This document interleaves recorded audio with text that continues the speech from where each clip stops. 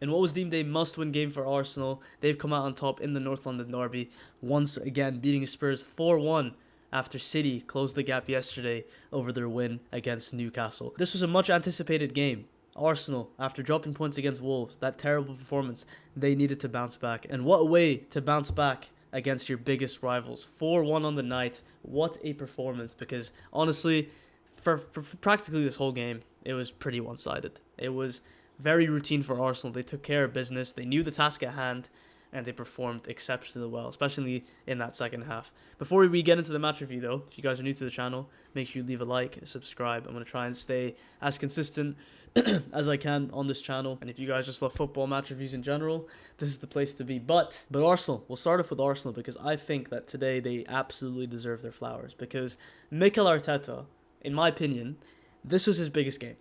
And in fact, this is probably the biggest game this season in terms of what he had to prove. Because Arsenal, so much noise, whether it's from the fan base or from other fans, so much, expectation, for them to see out this league. And you can tell, my reaction from the last match review against Wolves, that wasn't a great performance. That was not a champion's performance. But today, it is an absolutely huge statement win against your biggest rivals in Spurs. And we'll get into, what went well for them, what didn't. But I think the biggest takeaway for me from today is that Arsenal didn't think twice. They didn't think twice throughout the whole game. It was very routine. They came out with a game plan, and the minute, they faced some sort of adversity with the Rice mistake that led to Colomani's goal, you could tell the reaction from the players, we're still up for this. We're not going to let that, define us. We're not going to let Spurs get back into the game. And that's exactly how it panned out, for the rest of the game from the minute that equalizer went in. And it shows character. That's the number one thing. A lot of people were doubting Arsenal's character in the title run-in because City, they are breathing down Arsenal's neck. It shouldn't, in my opinion, it shouldn't even be this close, because I do think that there's no real competition for Arsenal.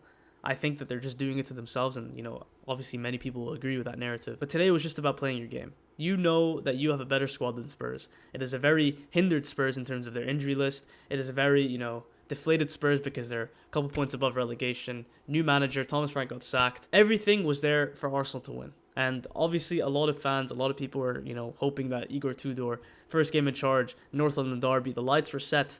But unfortunately, Mikel Arteta came out on top because he tactically, in my opinion, outclassed Igor Tudor today, especially that second half. Because ultimately, Arsenal started off the game very, very well. High intensity, high pressure. They kept the ball very, very well. Spurs didn't really sniff a chance. The only way that Spurs would kind of create a chance was from an Arsenal mistake, which happened a couple times here and there. You could just tell sooner rather than later, despite, I don't know if you guys watched the game, there was so much stoppage in terms of the referees. They had like a couple of mic issues, which absolutely killed the momentum, in my opinion, from those first 10 minutes. But you can just tell sooner or later that Arsenal were going to grab the first goal, and it came from this man, Eberechi. EZE, wow, man. This guy will just ghost for the whole season. Like, let's be real. EZE hasn't been great for Arsenal, in my opinion. He hasn't found consistent game time, often been in and out of the squad. Arteta chooses him to play, in the cup games rather than the big Prem games. But even when he has played in some of the big games, besides the Spurs, he hasn't really, shown his quality. He hasn't shown the reason as to why Arsenal signed him for 60 million. And it's come to the point now where I genuinely believe that EZE was just signed to score against Spurs. Because that's 5 goals. 83% of EZE's goals has come against Spurs. Hat-trick in the first game at the Emirates, and a brace today at the Tottenham Hotspur Stadium. What a story that is. Considering that Spurs had EZE as their main target. They were so close to signing him. Arsenal came in, hijacked it, last minute, let it all work out. You guys know the whole narrative. And EZE makes his mark again. And he said at his post-match press conference that he only seems to be scoring against Spurs, which put a smile on his face. But it was a cross-in from Bukayo Saka, who beats Pape Sarr. A bit of a defensive mix-up from him, but EZE gets on the end of the chance, slots it in 1-0 Arsenal, and from then on, you could kind of tell that this game was going to be in Arsenal's favour. But, unfortunately, the moment of adversity that we knew Arsenal were going to face today, we knew that they're going to face some sort of adversity. It wasn't going to be a perfect game. It's a North London derby. As bad as this derby has been in terms of Spurs' favour over the last couple of years, there are moments of adversity that Arsenal do face, but Rice makes a mistake. Terrible place to lose the ball. Honestly, took too many touches. He should have cleared it. Colomani does so well to take the ball off him. Shrugs off Saliba. Gets a shot off. Scores 1-1. And I can't lie. When I saw that goal went in, I'm like, okay.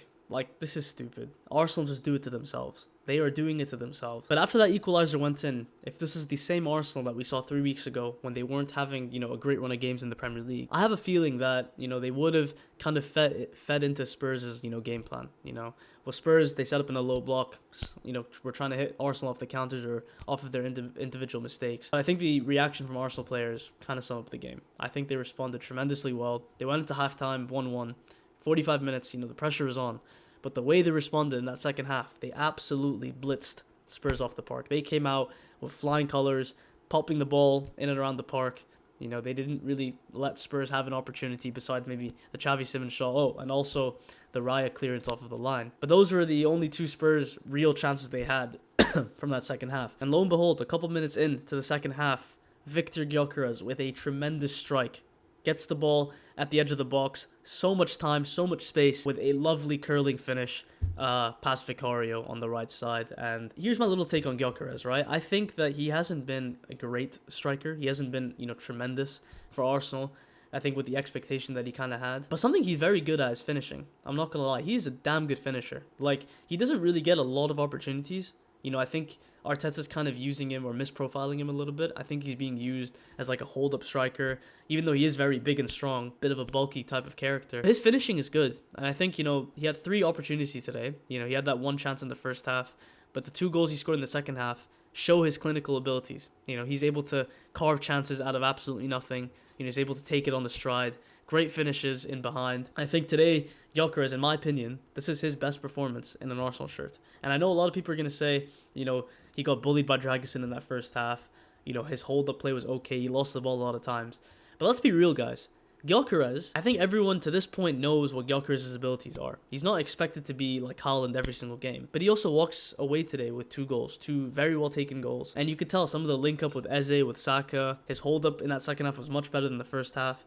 Yes, he lost a lot of balls, but he did his job today. Gave the backline troubles, chased every single loose ball, gave Van de Ven and Dragusin a lot of problems in terms of their build-up. His pressing was elite in that second half, in my opinion. I think this was a very good performance from Gyökeres today. Again, not your world-class top striker, right? He's not like a Kane, he's not like a Haaland, and he's not even, top 3 strikers in the league for sure. I think that was much needed for him in terms of confidence because, you take a look at Arsenal's next upcoming games. Obviously they haven't had the greatest couple of games.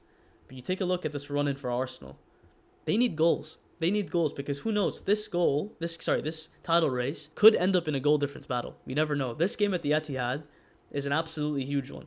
This one here, April 18th. Obviously, they play in the Carabao Cup, which is also a massive game, and we'll get onto that maybe in another video. Gyökeres really impressed me. I don't think EZE actually had a great performance. I think he's been alright. I think he took his goals very well. The second one was on the plate for him, to be honest. I could have finished that. The first one, he was in the right place, right time, fair. But I think Spurs just made it easy, to be honest. I think for a coach like Igor Tudor, he said in his press conference that he takes a lot of his game plan, a lot of his inspiration from Italian football. Obviously he coached at Lazio, Juventus, I believe.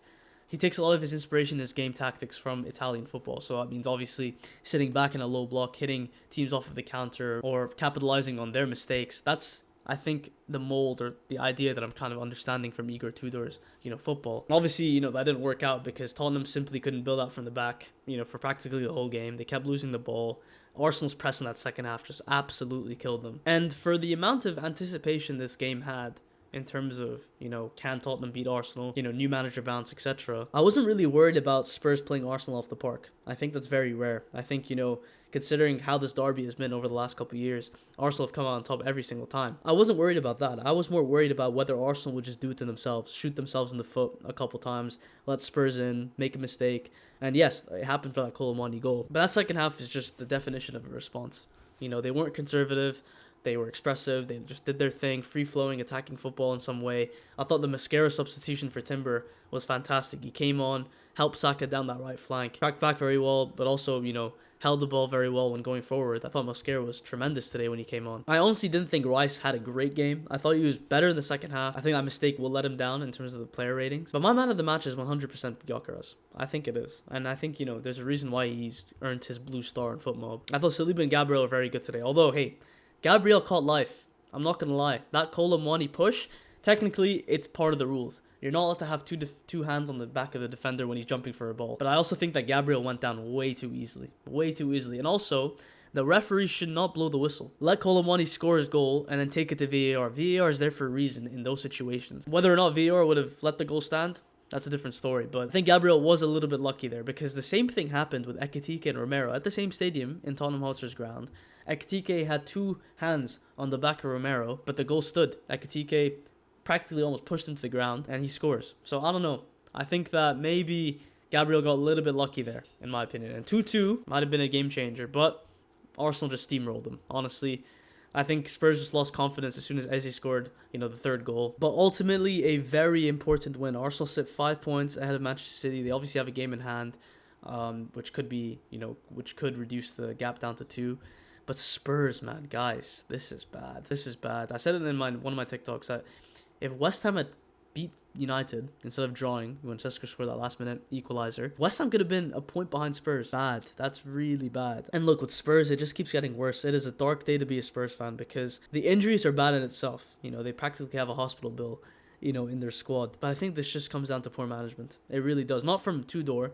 I'm saying from the higher ups, the board. This is just bad club management, because you sack Frank, yeah, obviously for his bad performances. You sack Ange for his performances in the league. But where is it going any better? You're supposed to be recruiting top managers to help your club, go back to where they're supposed to be. This is Spurs. I mean, yeah, people will make fun of them, but let's not act that they, weren't great like 5 years ago. They were a top team like with under Pochettino, with Kane, etc.